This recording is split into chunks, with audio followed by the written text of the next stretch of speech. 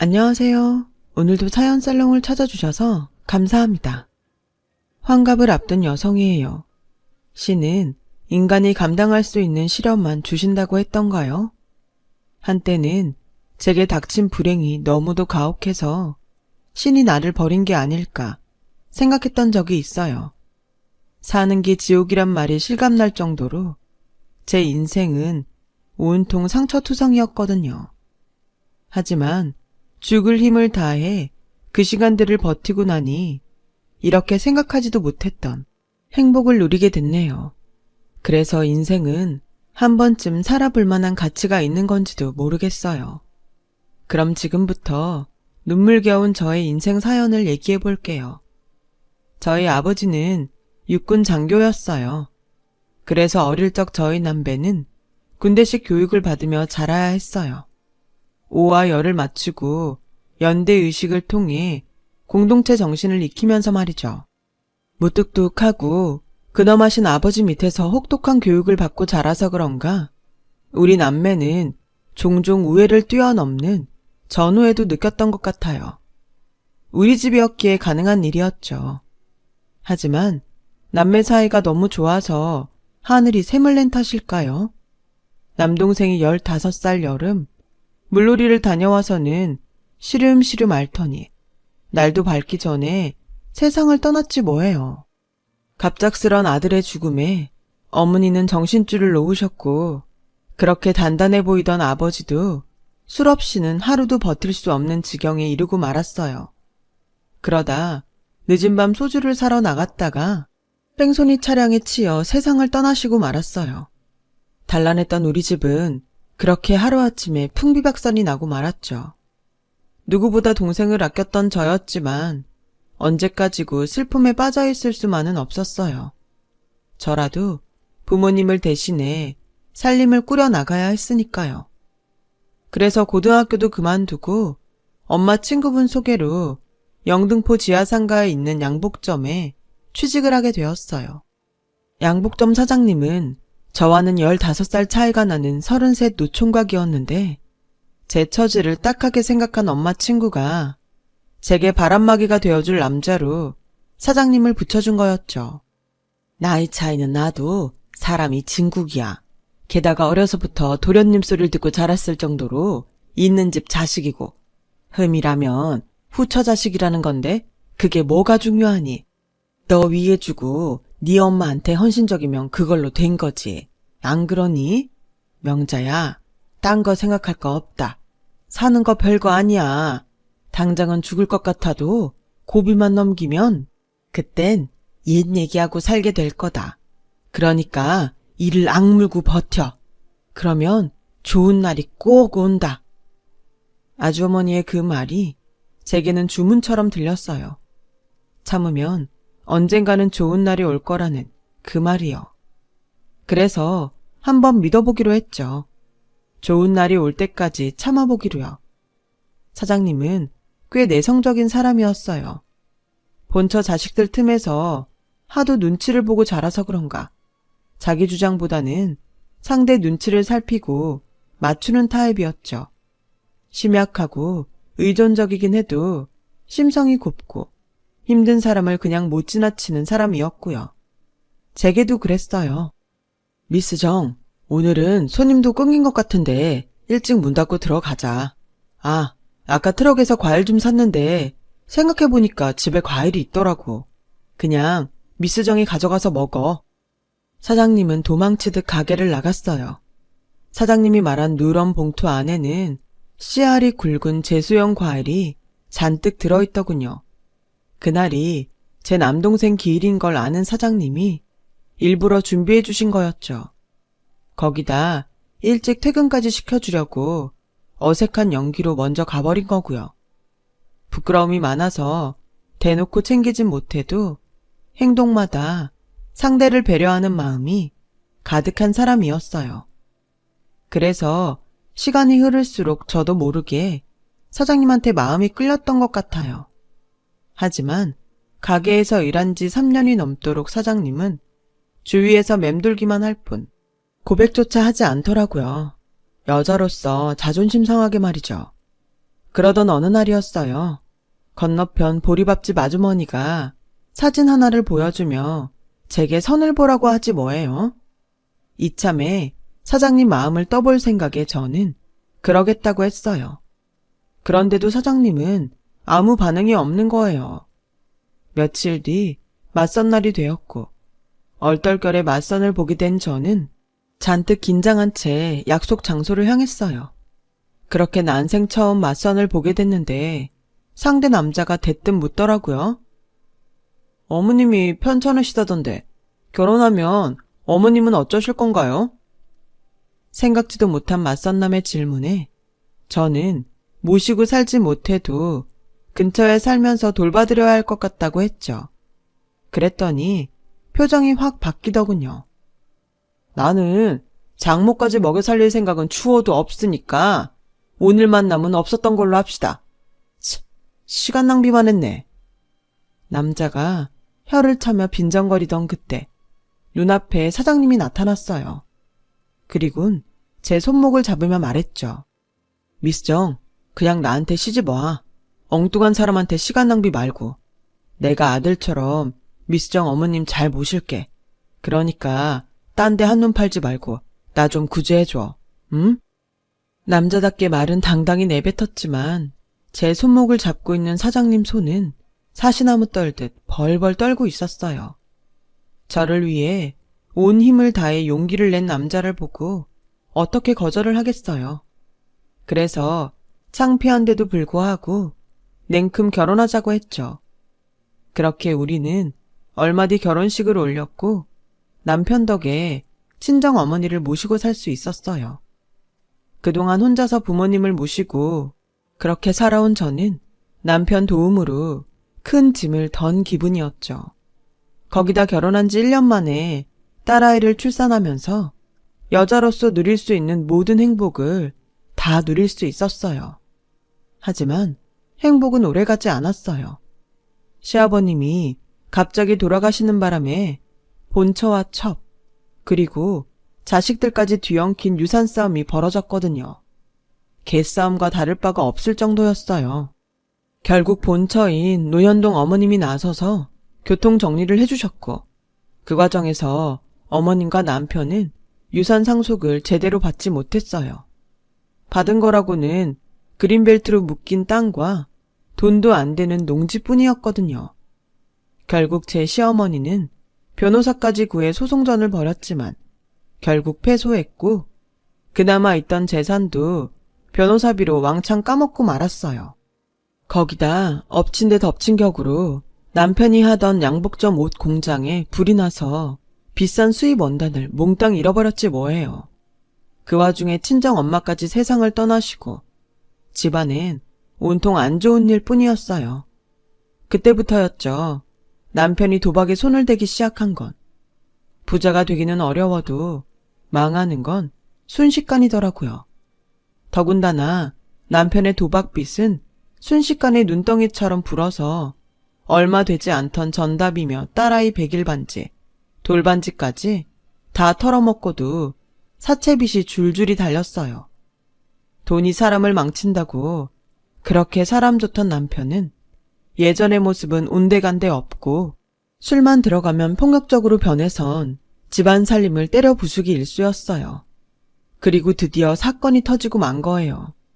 그날도 남편은 도박판에서 돈을 몽땅 잃고 술에 취해 돌아온 길이었어요. 집안에 들어서자마자 고래고래 소리를 지르며 살림살이를 부수기 시작했고 그 소리에 놀란 3살배기 딸애가 자지러지게 울기 시작하자 남편이 애한테 소리를 지르며 홧김에 재떨이를 집어 던졌는데 하필 그게 아이를 안고 있던 제 귀에 정통으로 날아들었지 뭐예요.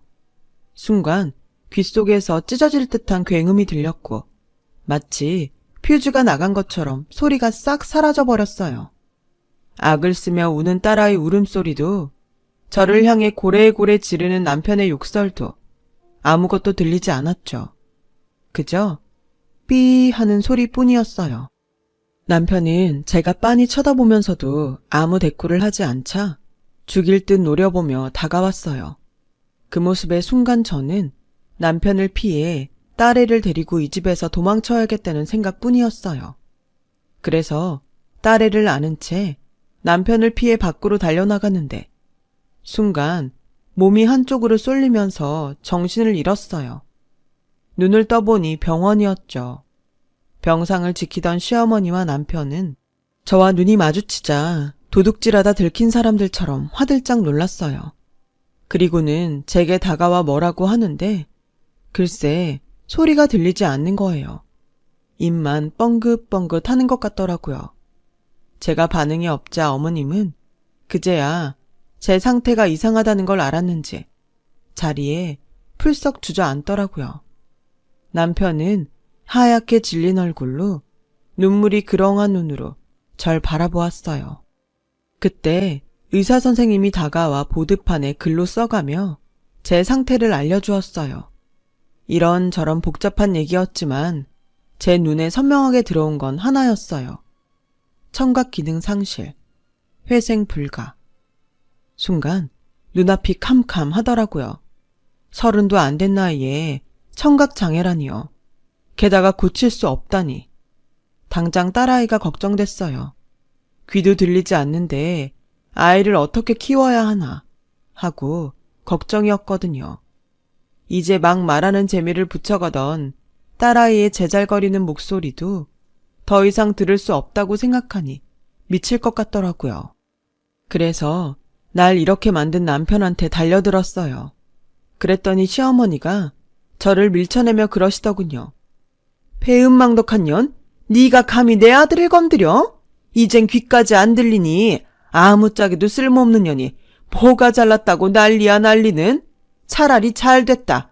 이참에 둘이 갈라서라. 네가 내 아들 옆에 있어봤자 짐밖에 더 되겠니? 애한테도 그렇지. 귀도 안 들리는 애미가 어디 애미 노릇은 제대로 하겠냐고. 어린 딸한테까지 짐이 될래? 염치가 있다면 알아서 네 발로 나가는 게 맞지. 안 그러니? 은영이는 우리가 잘 키워줄 테니 걱정 말고 네 살 길 찾아가. 아, 내 말을 알아듣기는 하는 건지. 어머님은 한숨을 푹푹 쉬셨고 남편은 입을 꾹 다문 채 바닥만 보고 있더군요. 그 모습을 보니 남편이 애처롭게 보였어요. 그 사이 늙기도 많이 늙었고 너무도 초췌하게 변해서 예전에 번듯하고 깔끔하던 도련님 이미지는 어디서도 찾아볼 수 없었거든요. 왠지 반짝거리던 사람이 나를 만나 이렇게 형편없게 변해버린 것 같아서 미안한 마음까지 들더라고요. 그래, 엄마랍시고 귀도 안 들리는 내가 딸애를 데리고 살기보단 돈 있는 시어머니 편에 맡기는 게 아이한테도 좋을지 몰라. 내 마음 편하자고 애 미래를 뺏을 수는 없는 거니까. 결국 저는 어머님께 아이를 맡기고 남편과 갈라서기로 했어요. 헤어지는 마당에 마지막으로 딸아이 얼굴이라도 보게 해달라고 부탁해봤지만 어머님은 끝내 거절하셨어요. 한 번 더 보면 더 놓기 힘들다고요. 그렇게 저는 하루아침에 귀머거리가 돼서는 딸도 뺏기고 이혼을 당한 채 거리로 나오게 되었어요. 부모님 모두 돌아가신 마당에 저를 받아줄 곳은 세상 어디에도 없었죠. 시어머님이 위자료라고 주신 얼마간의 돈으로 여인 속에 들어간 저는 현실을 잊고 싶어서 미친 듯이 술을 마셨어요. 이대로 정신을 잃고 콱 죽어버렸으면 좋겠다고 생각하면서요. 하지만 아무리 술을 마셔도 정신만 또렷해질 뿐 달라지는 건 없더라고요. 그렇게 일주일 정도 술에 취해 있다가 깨어났는데 아무래도 딸아이를 데려와야겠다는 생각이 들더라고요. 못 먹고 살아도 구박 안 받고 엄마 손에 크는 게 나을 것 같았거든요. 그래서 남편 집으로 찾아갔는데 글쎄 이미 이사를 가고 없지 뭐예요. 그건 시어머니도 마찬가지였어요. 시어머니의 꼬임에 빠져 내 자식을 버리고 나오다니 내가 미친년이었죠. 그래도 혹시 몰라서 시댁 근처 식당에 일자리를 잡곤 시어머니나 남편이 오지 않을까 기다렸어요. 하지만 1년이 지나고 2년이 지나도 그들은 돌아오지 않았죠. 식당에서 숙식하면서 월급을 꼬박꼬박 모은 덕에 3년쯤 지나고는 제 힘으로 떡볶이 포장마차를 차릴 수 있었어요.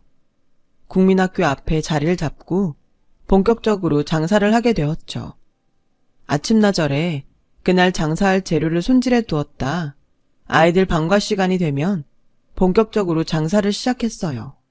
포장마차도 목이 좋아야 장사도 잘 되는 법이라서 좋은 자리를 선점하려면 남들보다 일찍 나와야 했어요. 그래서 채소나 그 밖의 재료가 떨어지면 꼼짝없이 발이 묶여서 난감하곤 했는데 식당 일 할 때부터 알고 지내던 채소트럭 사장님이 직접 배달을 와주어서 한시름 놓을 수 있었어요. 그날도 대파가 떨어져서 채소트럭을 찾아갔는데 글쎄 보조석에 웬 사내아이가 잠들어 있는 거예요. 한 7살쯤 됐을 법한 아이였어요. 새우처럼 쭈그려서 잠든 모습을 보니 어쩜 그리 마음이 짠하던지 마치 제 딸아이를 보는 것 같았어요. 내 딸도 지금쯤이면 유치원에 갈 나이가 됐겠다 싶더라고요. 그래서 또래인 사내 아이한테 정을 주게 되었던 것 같아요.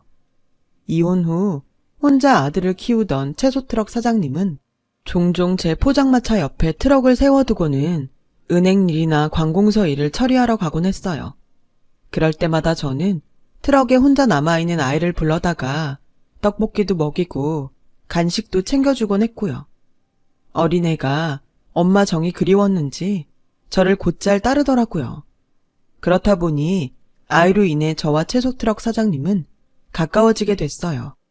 쉬는 날엔 저희 집에 와서 남자 손이 필요한 것들을 손봐주시기도 하고 저는 두 사람이 먹을 밑반찬을 만들어주곤 했죠.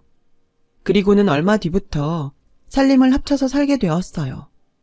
둘 다 한 번 실패한 경험이 있어서 그런가 결혼식은 따로 하지 않았고 아이가 혼란스럽지 않게 엄마라는 호칭도 강요하지 않았어요. 그렇게 우리는 가족이 되어갔어요.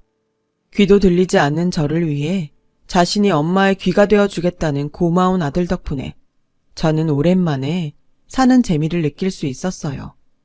아들은 수업 시간이 끝나면 어김없이 떡볶이 포장마차로 와 귀가 안 들리는 저를 대신해 주문을 받아주곤 했어요. 시키지 않아도 지가 알아서 척척 해주는데 그렇게 예쁠 수가 없었죠. 게다가 공부도 곧 잘해서 따로 학원을 보내지 않았는데도 수학 경시대회에서 상도 타오고 성적도 늘 올수였어요. 웃고 살 일이 없을 줄 알았던 내 인생이 아들 덕분에 풍요로워질 줄 누가 알았겠어요. 내가 이 아이를 통해 기쁨을 느끼는 것처럼 누군가도 내 딸을 통해 삶의 기쁨을 누릴 수 있기를 바랄 뿐이었죠. 그렇게 될 수만 있다면 제 인생이 헛되진 않을 것 같았어요. 아들이 중학교에 들어갈 무렵 저는 떡볶이 포장마차를 그만두고 교회에 고깃집을 차렸어요. 남편이 카운터를 맡고 제가 직접 찬물을 맡아 반찬을 만들었어요. 육부장과 냉면장까지 따로 둬서 고기와 냉면의 품질을 높이는 데 신경을 썼더니 손님들이 먼저 알아봐 주더라고요. 덕분에 매출이 꾸준히 올라서 2년도 안 돼 분점을 2개나 더 내게 되었어요.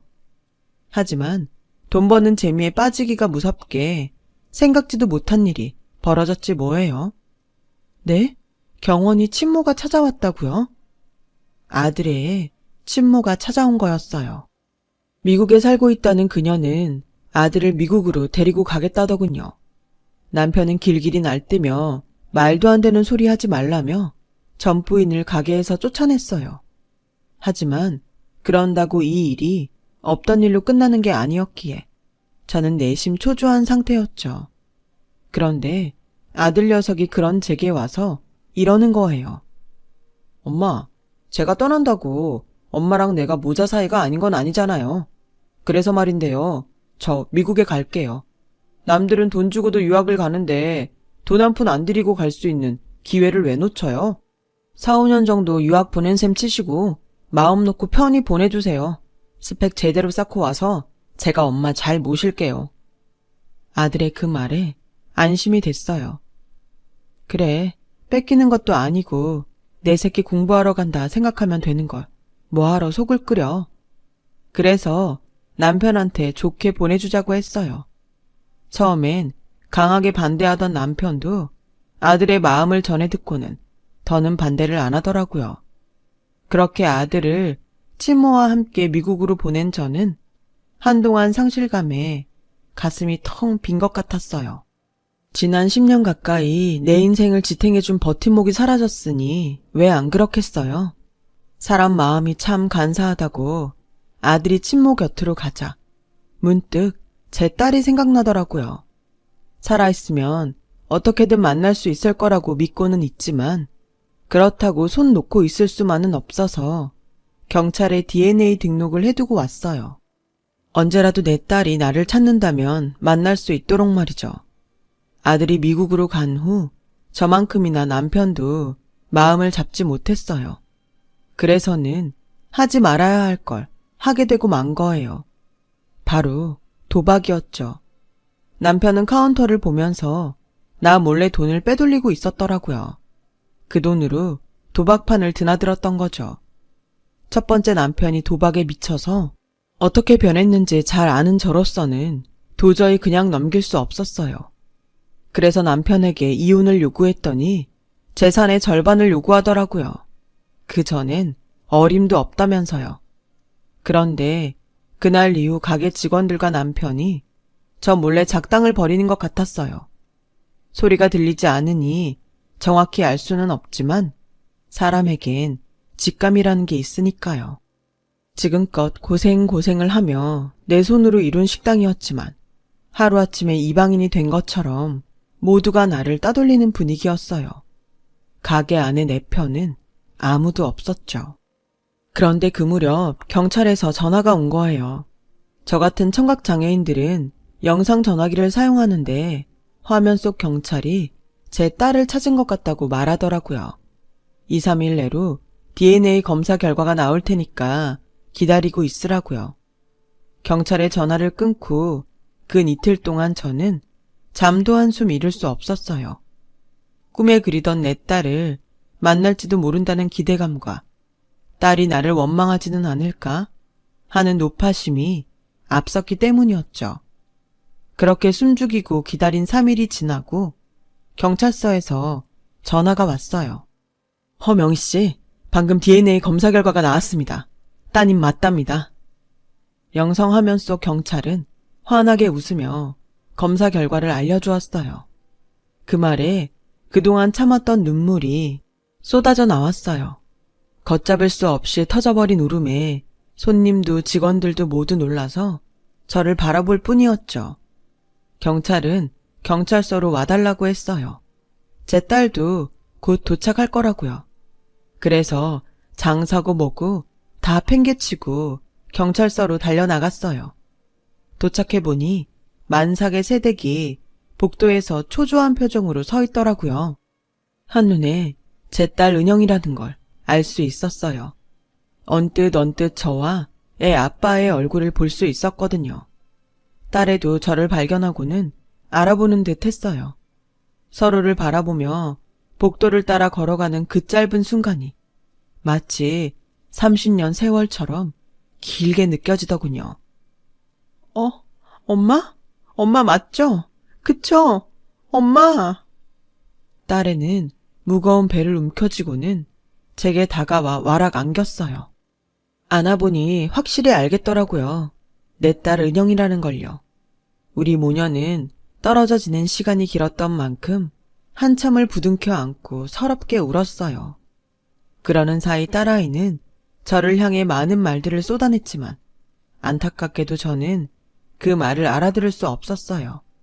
입모양을 봐야 읽어낼 수 있으니까요. 그래서 더 가슴이 무너지더라고요. 딸애는 경찰한테 내가 청각장애인이란 얘기를 들었는지 제 얼굴을 보며 천천히 말을 이어나갔어요. 엄마, 보고 싶었어요. 난 한순간도 엄마를 잊은 적 없어요. 엄마를 미워한 적도 없어요. 그러니까 미안해하지 마세요. 혹여 제가 못 읽어낼까봐 바르르 떨리는 입술에 힘을 주고 말하는 딸애를 보니 고맙고 가슴이 미어지더군요. 저는 그런 딸에게 엄마가 지켜주지 못해서 미안하다고 울먹였어요. 그러자 딸애가 주저앉아 울더군요. 엄마, 미안해. 나 때문에 엄마 귀 그렇게 된 거잖아. 아빠한테 들었어.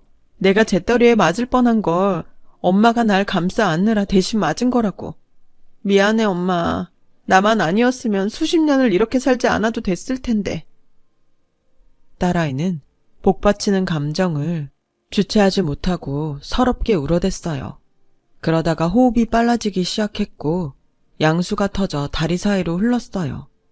그리고는 까무라치듯 기절해버렸어요. 그 모습에 정신이 번쩍 들더군요. 내 딸이 잘못될지 모른다는 생각에 어디서 그런 힘이 났는지 정신을 잃은 딸애를 들쳐업고 내달렸어요. 살려주세요. 내 딸 좀 살려주세요. 미친년처럼 딸애를 업고 소리친 바람에 경찰들이 달려나와 나와 딸애를 병원으로 이송해 주었어요. 그리고 무사히 출산을 할 수 있었죠. 3.4kg의 사내 아이였어요.